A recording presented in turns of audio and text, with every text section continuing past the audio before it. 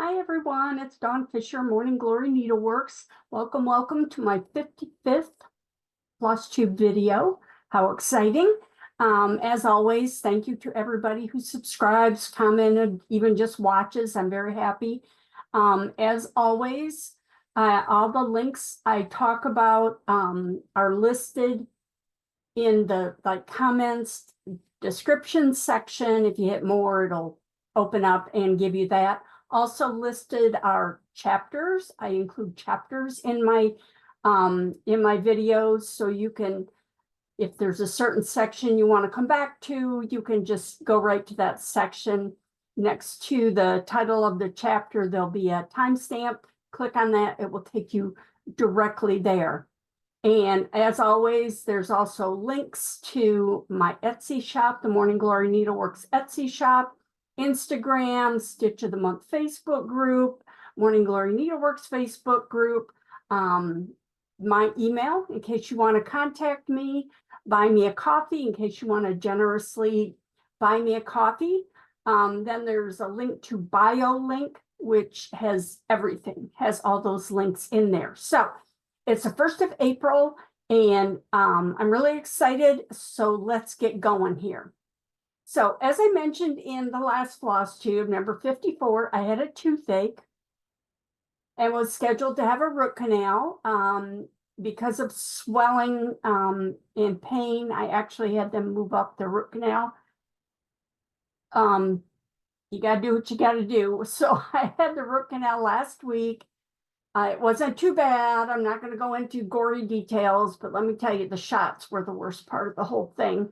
My gums on my jaw are still a little tender, not horrible, just a little tender, touchy.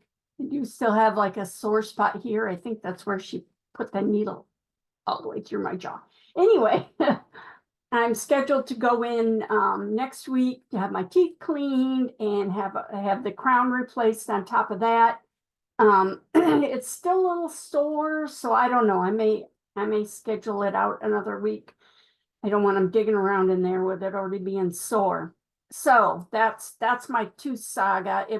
I survived. It was probably one of all the root canals I've had, it hurt the least. Let me put it that way. It didn't hurt when she was working on it. It was just the shots. And then of course later with the my mouth all drooly and stuff. So anyway, that was the fun part of my week last week.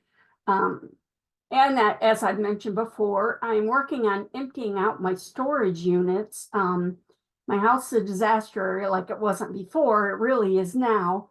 I'm paying for several storage units, and from when we moved in here, I need to empty them. They're just full of stuff, and they've been in there for years. It's just got to go. I planned on emptying them sooner, but of course, life got in the way, COVID. We had to close our antique store, so I ended up putting more stuff back in the storage units.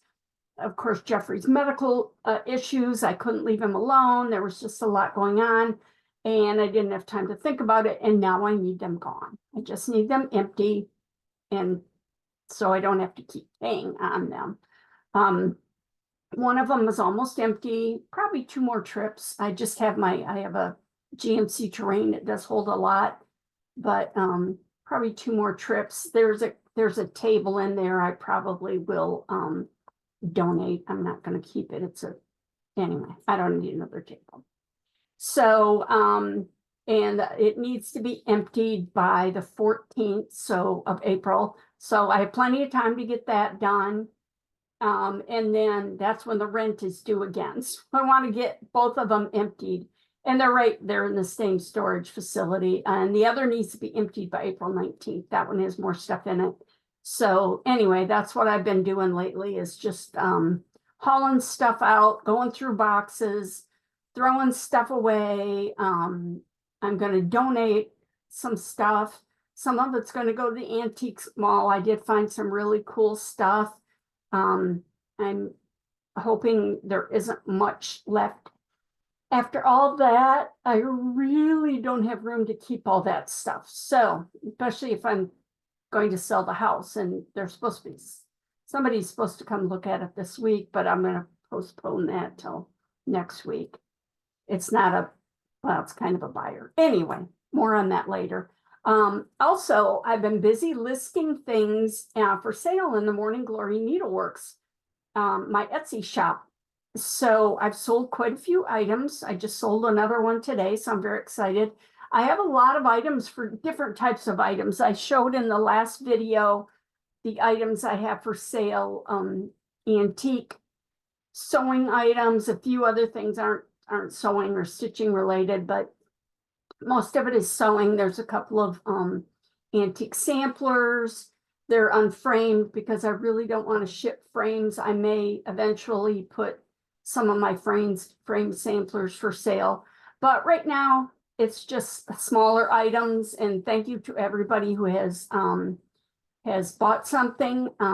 Some of the items do have free shipping, and others are set up so buyers can make an offer on them.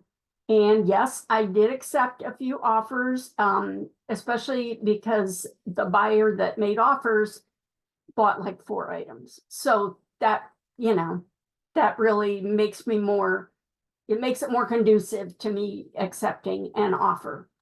So I'm going to be listing more items soon. So keep watching the Etsy shop and the Morning Glory Needleworks Facebook page. I've been posting, and on Instagram, I've been posting pictures of items that are for sale with a link and a description. So, you know, be sure to check that out. So that's enough of that. Now, I'm kind of excited because I usually show antique sewing items that are really, really old and really, really, you know, some of them are very expensive. But right now I decided to show some kind of kitschy, mid-century modern sewing items from around the time I grew up, things that my mom would have bought. So the first one I wanted to show, this is just really cute. This is it's a pin cushion. It's all plastic and it has a tape measure in it. It's so cute. Tape measure doesn't go in real well. Price tag was under there, I think. Anyway, it's just very, very cute. I don't know how old this one is. It might be from the 60s. I'm not sure. I tried to look these up. I know the original ones like this were metal. This is plastic, and the original ones had a wooden handle, and then they were like, you know, formed sheet metal. So this one is actually made in Hong Kong. It's got it down here in the bottom. And I just think it's really fun. It's really cute. Obviously, it's not been used much. The pin cushion's very clean. So anyway, that was just kind of a fun little item. Now this other one, this is really cute. This is definitely mid-century. When researching this, descriptions were saying it's from the early 50s to the 60s. This is a pin, P-I-N, pail. It's hard to read, but it's pin pail. It says it in it's silver on there. And it's got like a thimble and a needle. And this holds pins and needles, hence the name, a pin pail. This was made by a Tuppercraft. You can see it. Trying to get it so you can, there, well, maybe not. There we go. Tuppercraft in Orlando, Florida. And I believe it was a division of Tupperware. Some of the little blurbs I read. I didn't find a lot of articles, but I did find a lot of these for sale on eBay. And they're, you know, they're not worth a lot. A lot of them had the box, which was really cool. So that made it even more valuable. Not that they're worth that much. I picked it up somewhere, a garage sale somewhere. So you can see it's got a little hole in the top. And what you do, this comes off. And it's kind of a slanted, it's hard to see, kind of a slanted thing in there. And then there's a little hole, and this metal You have to line it up when you put it on. And then that would be full of pins or needles. And then what you do is you push it down. And can you see the little metal thing sticking up? That would have a pin in it. So you just pick up your pin. I may have to get out for when I'm doing like pinning for when I frame, pin a piece of needlework to frame it. This would be kind of handy to have because then you don't have like pins laying everywhere. But obviously it still works. It's just kind of cute. And I have no idea what this is worth. I mean, like I said, not much. I didn't pay much for it. So anyway, I just thought that was just something really cute and kind of fun. Next, or last, actually, I love this. This is an interesting, it's mid-century modern, again, sewing item. This is a Mary Wheels spool holder. So it's Mary, M-E-R-R-Y, Mary Happy. And it's wheels, obviously, because it's got wheels here. And I saw a picture, somebody on Etsy had it, and that one was really cool because this was clear and it had like a clear translucent blue with glitter in it. Now that I would really like. And that one had a box. And she was asking just under $30, or the person was asking just under 30. So this is kind of fun because no matter what you do with it, your spools are upright. They all swivel. And then you can turn this to get to the color you want. So it holds 16 small spools of thread and 4 large spools of thread. Let me pull this up. So this would hold 2 large spools of thread in here. So anyway, but I thought that was really, really cute. Got a little decorative lines on it. And I didn't realize it, but it has 2 holes in the bottom. So you could actually hang it either on the wall or if you had like an old sewing machine cabinet, maybe in one of the drawers or on the side of the machine or something, but just really, really handy. I did see another one that did not have the box and they were asking $28. Now, I don't know. I didn't do a lot of research on it. It's made by, was it the Royal Product? It says a Royal Product. This was made in Los Angeles. So again, I'd say this is probably maybe from the 50s, 60s, something like that. But anyway, I just thought that was really cute.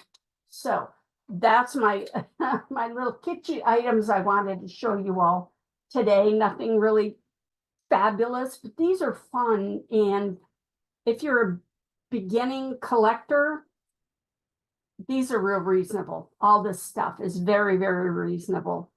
And then you can, work your way up or just collect this stuff because it's fun. So now, as I talked about in FlossTube 54, I found a wonderful sampler, which I mentioned I was reproducing. So this is the sampler. This is from 1809. Put the paper down. It's acid-free tissue paper. And I love the house. That was my favorite, the house and the windows and these funky flowers and things down here and these. And then I found there's a crown here and a heart and some birds next to this tree here. And it was a lot of fun. It was stitched. Now, Sarah Avis said her work aged 10 years, 1809. But yet when you look up here, she talks about her brother, Joseph Avis, was born April the 22nd, 1811. And then he passed away at 8 months and 3 days. So I don't know if it took her that long to stitch it, if she came back and added this later. It does not look to me like anything, like maybe she had something stitched there and picked it out. But anyway, this is what I'm working on and I'm really enjoying it. This is on I believe it's 60 count one way and like 48 count the other way. So it's a very uneven weave linen. When I get done with the reproduction, it will be longer because of this is like 60 going this way. So it's shorter than the pattern shows it to be. So let me move this stuff out of the way so I can show you. I have the first page done. I've posted a few updates on the Morning Glory Needleworks Facebook page, but I finished the first page. Now there's 12 pages. So it's going to be pretty big. So I just started the second page, which is, I just started here. And then there's another section about this wide. So, and this top section is all their names. Then there's a few little things here, like here's the heart and the crown. And it's kind of fun, but you know, you have to be really careful. And I did, when I charted it, I had to be very careful because you can't assume that these are all the same widths. So some of these bases here are 10 stitches, other ones are 11, some are like 13 on the, you know, where she's turning the corner. So, you know, you just have to be really careful with things, and it's hard to see, but right here, you can see if I got this even in the camera here. Yeah, it's hard to see, but there's eyelet stitch right there. It's pretty much the same color as a linen. It shows up much better in person, but she actually, partway across, she shifted down 2 threads. I don't know if she started on the other end and it didn't match up. I don't know, but somehow with linen that fine, I can totally understand it. So it goes along and then it goes down and keeps going. So, and it's going to happen right about here. I haven't got to that point yet, but I am stitching it on 46 count linen. This is cream linen with 1 strand of DMC floss. I was going to do silk, but I decided it was just easier to do linen. And I'm sure when the pattern's available, there are shops that will be happy to change out the colors for you. I don't have a huge supply of linen, or I mean of silk, so I just decided it was easier to use DMC floss, and it's more people can get DMC floss. So like I said, this is 46 count. It's a very tight weave. I've stitched on other types of 46 count and it's a little bit looser, so it depends on the fabric you get, but it's really tight. And I was using a blunt tip number 10, which was recommended to me, and it had worked for me before when I was stitching on a very fine linen, but for some reason on this I had a lot of problems with it. I had a hard time finding the holes with that needle, and I would slip, or I would slip out of my hand, and I have all little puncture wounds and very careful not to bleed on my stitching. So I switched to a size 28 and it's much more enjoyable. It's easier to thread because the 10s, they're more like an embroidery needle, but they don't have a sharp end, a sharp point, but they do, because they're so skinny, they do stab. I mean, I've stabbed myself with my number 28 too, but the 10s they go in much easier. So that's, since I've stitched to the 28, or switched, I should say, to the 28 needle, I'm doing much better. So anyway, this is it. I'm going to keep you updated. I'm moving right along. I don't stitch a lot. I only stitch maybe a couple of hours in the evening. So I might get like this done And then the next night get this is another name here, it's hard to see, and get this, you know, I just kind of work my way across. I don't stitch much during the day, especially right now. I got like a billion things going on, but I am enjoying it, especially now that I switched to the other needle. But that's that. So I wanted to show that off. Woo, geez, break that. Just hit the wood on the table. So that's that. Now, next, finally, for our last thing, I am doing, what did I do with my paper? It is time for Stitch of the Month. So this, I decided to go with something a little different. This one's kind of fun. I really like it. I like how it looks. This is called Barred Beetle. So it's horizontal lines and then 3 long lines. The stitch is 8 threads by 8 threads. This is what it looks like when it's diagrammed. Here it is, this row here. Now I think I used the pink, darkest pink, and then the overdyed Sulky 4102, which is like an Easter type color, spring colors. It's pastel blue, pastel pink, pastel green. And isn't that cute? Don't they look like little beetles? If I wouldn't have done this row in green, I think it would have been really cool to do these in 2 shades of green, or a metallic green, or a green with like metallic threads going over it. But it's a really cute stitch and fairly easy. Now I have it diagrammed here in 1 color, but as you can see, I worked it in 2 different colors. You can work it either way. Also, I worked it so there's 2 threads in between each beetle. You could make them touching close together and you would end up with 6 all the way across instead of 5. So, and it's 8 threads high, 8 threads wide.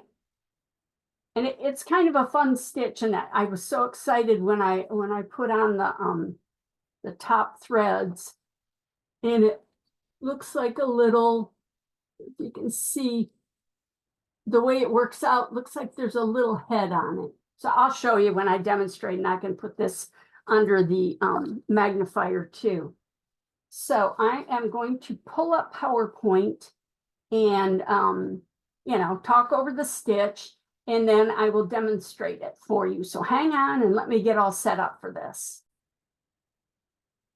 Okay, so here we are. Now down at the bottom shows what it will look like on the chart that you can get at Morning Glory Needleworks Facebook page. Actually, it's not, it's Stitch of the Month Facebook page. So when you sign up for that, you will get copies of this. I will upload them as a PDF, and you can download them for free. This is just my little gift to you for this. So we're going to start with step 1, obviously. So step 1 is over 2 threads. It's horizontal stitches. So step 1, 2 is over 2 threads horizontally. Step 3, 4 is over 4 threads. 5, 6 is over 6 threads. Then the next 3 stitches, 7, 8 to 11, 12, are all over 8 threads. So those 3 are the same length, and then they start getting smaller again. Now, like I said, I have this diagram all in the same color, but you can easily change colors. That's how I did it. And I worked all the base stitches 1 through 18 first, all the way across the row. And then I came back in and filled in 19, 20 through 23, 24 in a different color. And you can see that steps 19, 21, and 23 down at the bottom, they all come up below step 17, 18, all in the same hole. Then when you go down, step 20 shares a hole with step 1, but you want to kind of have it below it. And then step 21, 22 22 goes in between steps 1 and 2, between those two threads, below the thread. Don't go over top of step 1, 2, or you're going to lose your little beetle head. It looks that way in the chart, but that's the only way I could do it. And then step 24 comes up out of the same center hole below 17, 18, and then shares a hole with step 2. But like I said, you want to make sure when you go down below step 1, 2 to give you that little head. I kind of wondered about it, but once I worked it, I went, oh, that, you know, it does look like a beetle when you're done. So let me get set up, get the camera set up, and I will demonstrate the stitch for you.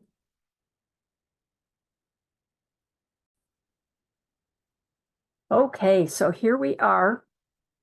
This is mine. I wanted you to see it up close so you can kind of see the little, my light here, the little head at the top. They kind of look like little beetles or maybe ladybugs. That might be cute. Do it in red with black stripes on it. But I just thought they were really cute. So, and I've not worked this stitch before, so we're all learning together. It's not a difficult stitch. Okay, let me pull up there my red thread here. Get myself set up. Get started in the right spot. There we are. Boy, I got kind of shadowy here. Trying to not get so shadowy. Maybe that's better. Yeah, it doesn't give you as much shadow. Okay, so I am going to come up. There we are. Come up right here.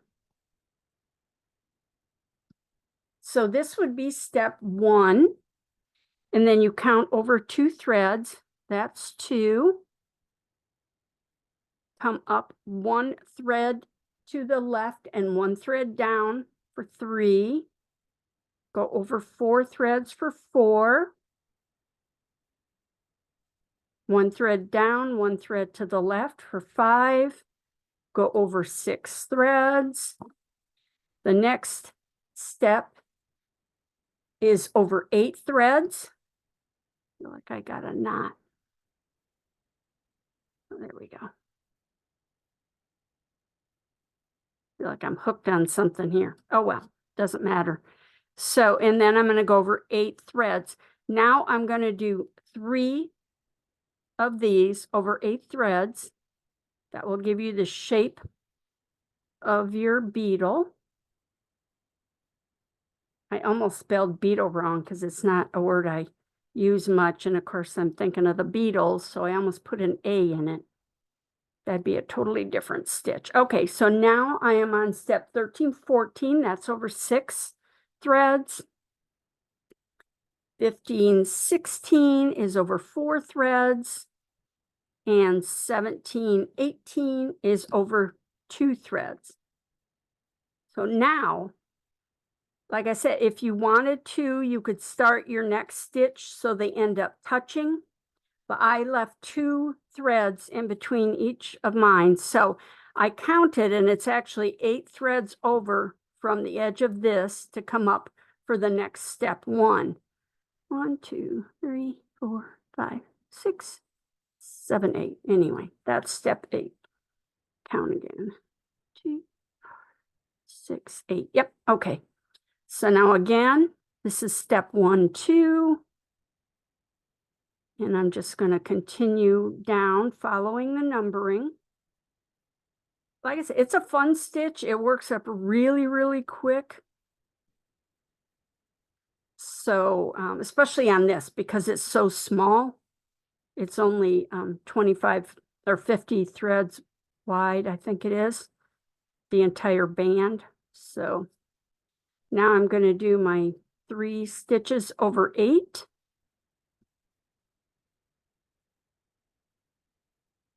Then I'm going to work my stitch over 6 and then over, oops, nope, I see a mistake.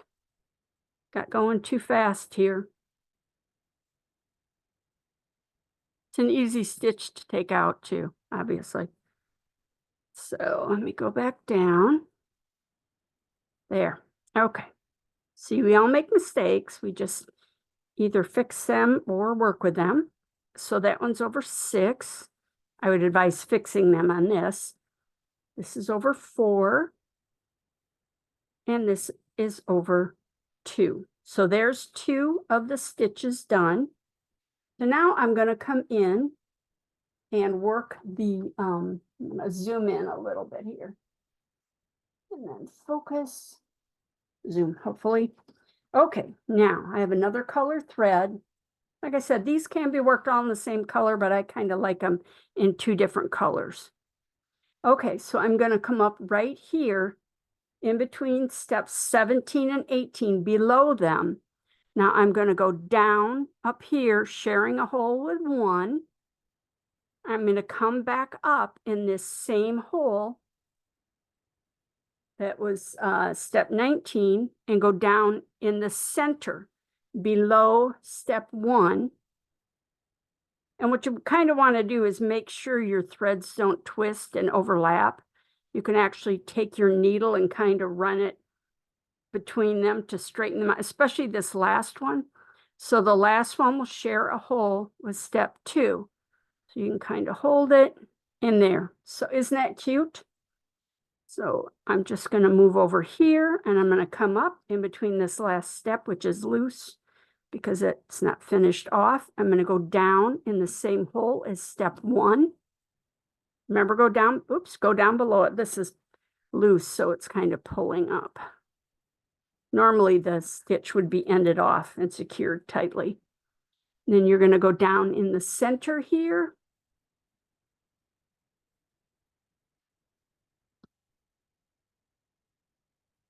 And go down and share a hole with step 2 and just kind of keep those laying flat. Like I said, you can, if they twist up, you can come back and run your needle between them and kind of untwist them. So that is that. I hope you like that stitch. I thought it was a lot of fun. So hang on and let me get back to me and I'll get this ended. If I can find my mouse here. Okay, I'm back to me again. So that's it. That's it for FlossTube 55. I hope you enjoyed it. Tell all your friends if they want to learn some new stitches. And of course, as always, thank you to everybody who's liked, subscribes, comments. I love to read the comments. Be sure to subscribe so you'll be notified when the next video is posted. And I will tell you all the videos, normally, unless something happens, are posted on the 1st and the 15th of the month. And I know that sounds like a paycheck thing, but I do it on the 1st because I always want the stitch of the month to come out on the 1st, and the 15th is the middle of the month. So that's how I worked out with that. So if there's any stitches you would like to learn or having problems with, maybe we can figure it out together. Any other antique sewing items you would like to hear about, let me know. I may have them in my collection. Of course, I am selling some of them. I've posted quite a bit. My storage cabinet's looking kind of bare here, but I have a lot more. And anyway, and I'm sure I have some in storage that I will find as I go. So again, thank you so much for watching and subscribing, and I will see you on the 15th.